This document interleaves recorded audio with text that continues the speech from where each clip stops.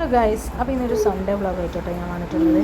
അങ്ങനെ ഇപ്പോൾ ഡെലിവറി കഴിഞ്ഞു. ഇപ്പം 48-ാമത്തെ ദിവസമായി. അങ്ങനെ എന്നത്തെയും പോലെ തന്നെ രാവിലെ കുളിയൊക്കെ കഴിഞ്ഞു. രാവിലത്തെ ഭക്ഷണമൊക്കെ കഴിച്ച്, രാവിലത്തെ ഭക്ഷണം എന്ന് വെച്ചാൽ രാവിലെ എണീറ്റ പാട് ഉള്ള ഭക്ഷണം കേട്ടോ.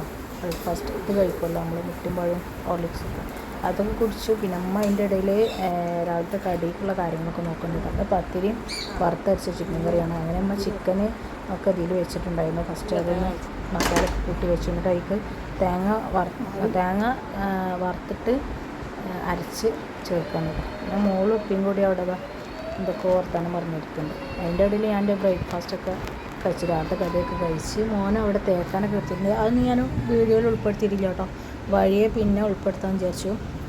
പിന്നെ ഒന്ന് റെസ്റ്റൊക്കെ എടുത്തിട്ട് ഞാനൊന്ന് അടിച്ചു വരാനൊക്കെ ഒന്ന് ഇറങ്ങിയിട്ട് രാവിലെ ഒരു 10-11 മണിയൊക്കെ ആയിട്ടുണ്ടാവും. അതിൻ്റെ ഇടയിൽ ഉമ്മേനത്തെയും ഉച്ചക്കുള്ള കാര്യങ്ങളൊക്കെ നോക്കുന്നുണ്ട് കേട്ടോ. അതൊന്നും പിന്നെ ഞാൻ വല്ലാതെ വീഡിയോയിലൊന്നും ഉൾപ്പെടുത്തിയിട്ടില്ല.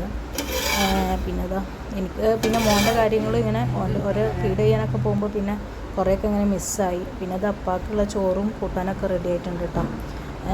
ഇൻഷാ അല്ലാഹ് ഇനിയുള്ള വ്ളോഗിലൊക്കെ ഞാൻ ഒന്നും കൂടി ഡെയിലി വ്ളോഗൊക്കെ ഉൾപ്പെടുത്താൻ നോക്കട്ടോ.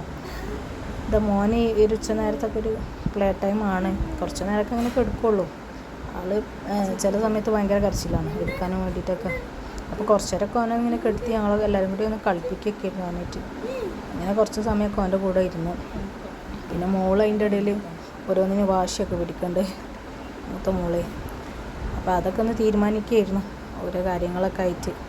പിന്നെ വെള്ളം കൂടി, ചൂടത്ത് വെള്ളം കൂടി മസ്റ്റാണല്ലോ. അപ്പോൾ ഒരു ബോട്ടിലാക്കിയിട്ടൊക്കെ ഞാൻ വെള്ളം കുടിക്കൽ. അങ്ങനെ മോൻ്റെ കൂടെ അങ്ങനെ അവൻ്റെ നാവുമ്പോൾ ഒരു ചെറിയ പുണ്ണ് പോലെ ഉണ്ട്. അപ്പോൾ അതൊക്കെ അങ്ങനെ നോക്കുകയായിരുന്നു. അവന് പിന്നെ ഉപ്പാൻ്റെ കൂടെ ഒക്കെ ഇരുന്ന് കളിക്കുകയായിരുന്നു. ലാസ്റ്റ് പിന്നെ ഞാനും